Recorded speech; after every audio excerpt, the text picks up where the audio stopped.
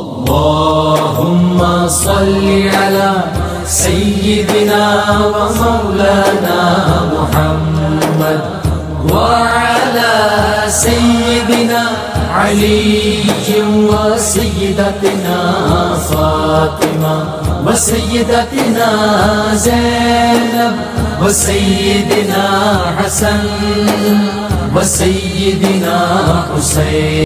الحمدللہ رب العالمین والعاقبۃ للمتقین، الصلاۃ والسلام علی سید الانبیاء والمرسلین، اما بعد فاعوذ باللہ من الشیطان الرجیم، بسم اللہ الرحمن الرحیم، اہدنا الصراط المستقیم، صدق اللہ مولانا العظیم. ان اللہ وملائکتہ یصلون علی النبی یا ایہا الذین آمنوا صلوا علیہ وسلموا تسلیما. الصلاۃ والسلام علیک یا سیدی یا رسول اللہ وعلی آلک واصحابک یا سیدی یا حبیب اللہ. تمام دیکھنے، سننے اور چاہنے والوں کو میری طرف سے محبتوں بھرا سلام. السلام علیکم ورحمۃ اللہ وبرکاتہ. پیارے دوستو، آپ دیکھ رہے ہیں یوٹیوب چینل خدمت خلق اور میں ہوں آپ کا میزبان صاحبزادہ بلال شبیر احمد. پیارے دوستو، یاد رکھیے، اللہ کریم جب بھی کوئی مخلوق بناتا ہے، جب بھی دنیا میں کوئی تنظیم بنتی ہے، کوئی جماعت بنتی ہے، تو ایک اس جماعت کا سربراہ مقرر کیا جاتا ہے. اسی طرح اللہ کریم عزوجل نے سارے مذہبوں میں سے اسلام کو سچا مذہب اور سچا دین بنایا، اور حضور نبی کریم صلی اللہ تعالی علیہ وآلہ وسلم جیسے عظیم نبی کو اور عظیم پیغمبر اور عظیم رسول کو اس امت کا اور اس مذہب کا سردار بنایا. پیارے دوستو، آپ اکثر علماء کرام سے سنتے رہتے ہیں، خود بھی پڑھتے ہیں، مطالعہ بھی کرتے ہوں گے، اور آج کل سوشل میڈیا کا دور، ہر طرف آپ سنتے ہوں گے کہ حضور نبی کریم صلی اللہ تعالی علیہ وآلہ وسلم نے اپنی امت کو ہر مقام پر، ہر موڑ پہ اور اپنے ہر قدم قدم پر جہنم سے بچانے کی کوشش کی. حضور نے ہر گناہ سے بچنے کی تاکید کر کے، ہر گناہ سے بچنے کی نصیحتیں فرما کے اپنی امت کو دوزخ میں جانے سے بچانے کی کوشش کی. حضور نے ہر گناہ کا عذاب بتایا، ہر نیکی کا ثواب بتایا، اور امت کے سامنے یہ کھول کے رکھ دیا کہ تم نے مسلمان ہونے کے بعد کون کون سے کام کرنے ہیں اور کون کون سے کام نہیں کرنے. اسی ضمن میں آج کا ہمارا جو ٹاپک وہ ہے 7 چیزیں. کون سی 7 چیزیں جن کے بارے میں نبی کریم رؤوف الرحیم صلی اللہ تعالی علیہ وآلہ وسلم نے یہ ارشاد فرمایا کہ جب تمہارے اندر یہ 7 چیزیں پائی جائیں تو تم سمجھ جانا کہ تباہی اور بربادی تمہارا مقدر بن چکی ہے. اور انہی 7 چیزوں کو 7 ہلاکت خیز چیزیں بھی کہا گیا کہ جب تمہارے اندر یہ 7 چیزیں پائی جائیں، جب تم یہ 7 گناہ کرنے لگ جاؤ تو سمجھ جاؤ کہ ہلاکت تمہارے نصیب میں لکھی جا چکی ہے. اللہ اکبر. جب حضور نے یہ ارشاد فرمایا تو پاس بیٹھے صحابہ کرام رضوان اللہ تعالی علیہم اجمعین نے عرض کی، اللہ کے رسول ہمیں بتا دیجئے وہ 7 گناہ کون کون سے ہیں، وہ 7 چیزیں کون کون سی ہیں تاکہ ہم ان سے بچنے کی پوری کوشش کریں. تو آئیے وہ 7 چیزیں اس نیت سے سماعت کریں کہ اگر ہمارے اندر پہلے یہ 7 چیزیں موجود نہیں تھیں تو مولا ہم تیرا لاکھ لاکھ شکر ادا کرتے ہیں.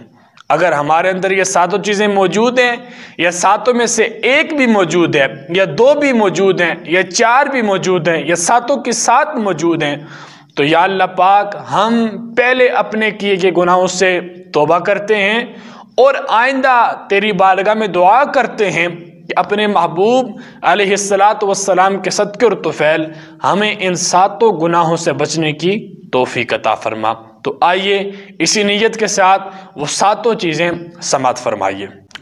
ان 7 چیزوں میں سے جو چیز حضور نے سب سے پہلے ارشاد فرمائی وہ تھی سرکار دو عالم صلی اللہ تعالیٰ علیہ وآلہ وسلم نے ارشاد فرمایا کہ کبھی شرک نہ کرنا، کبھی خدا کے سامنے کسی کو شریک نہ ٹھہرانا، کبھی خدا کا کسی کو شریک یا کسی اور کو خدا کا شریک نہ کہلانا، اور نہ ہی وہ کام کرنا جو معاذ اللہ پاک کے ساتھ جنگ کے لائیں یا اس کے دین اور اس کے رسول کے دین اور ان کے تبلیغ کے مخالف ہوں۔ تو یہ چیزیں شرک، تو فرمایا پہلی چیز یہ ہے کہ کبھی شرک نہ کرنا۔ اب انہی 7 چیزوں میں سے صحابہ نے پوچھا یا رسول اللہ دوسری چیز کیا ہے؟ تو حضور نے دوسری چیز ارشاد فرمائی کہ کبھی کسی پر جادو نہ کرنا۔ آج ہمارے معاشرے میں آپ دیکھیں یہ جادو تھوڑا الگ ہے۔ آج کل آپ دیکھتے ہوں گے کہ سکولوں میں جا کر بچوں کے فنکشنز میں سے کچھ لوگ جاتے ہیں، جا کے جادو وغیرہ کرتے ہیں، ایک کھیل ہوتا ہے۔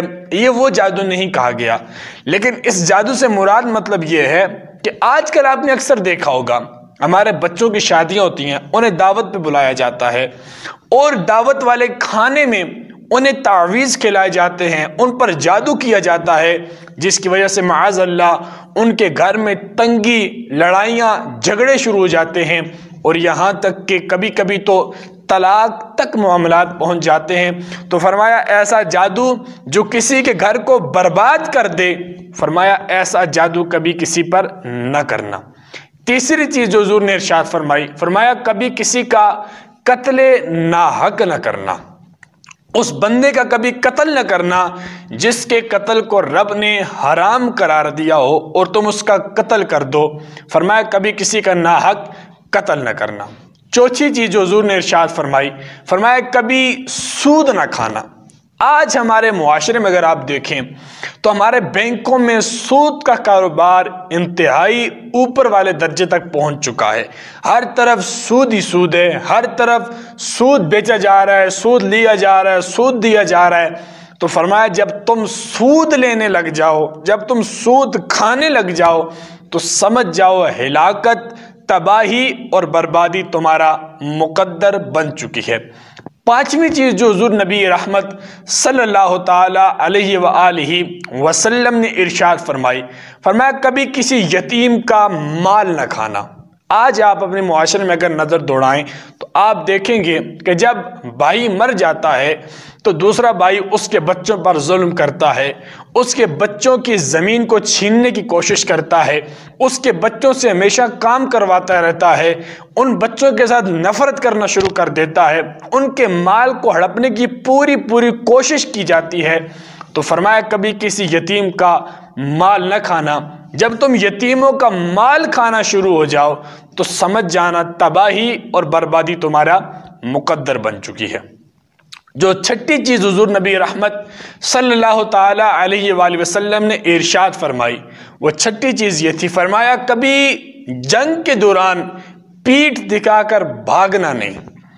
اس بات کا خاص مطلب یہ ہے کہ جب اسلام اور کفار کے درمیان، یا تھوڑا اور میں اس کو آسان کر دیتا ہوں کہ جب مسلمانوں اور کافروں کے درمیان یا جب اسلام کے نام پر جنگ لڑی جا رہی ہو اور تم اسلام کی طرف سے لڑائی کر رہے ہو، اس ڈر سے کبھی پیٹھ دکھا کر بھاگنا نہیں کہ یار ابھی مجھے کفارین مار ڈالیں گے، مجھے مشرکین مار ڈالیں گے، اور تم جان بچانے کے لیے پیٹھ دکھا کر بھاگنے لگ جاؤ۔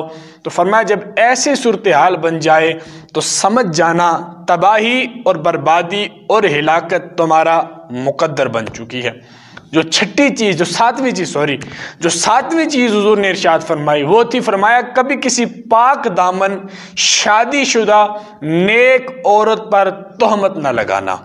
آج ہمارے معاشرے میں دیکھیں عورتوں کو بلیک میل کیا جاتا ہے، اگر وہ مرد کے اس بات پر پورا نہ اتریں تو معاذ اللہ ان پر طرح طرح کی تہمتیں لگائی جاتی ہیں۔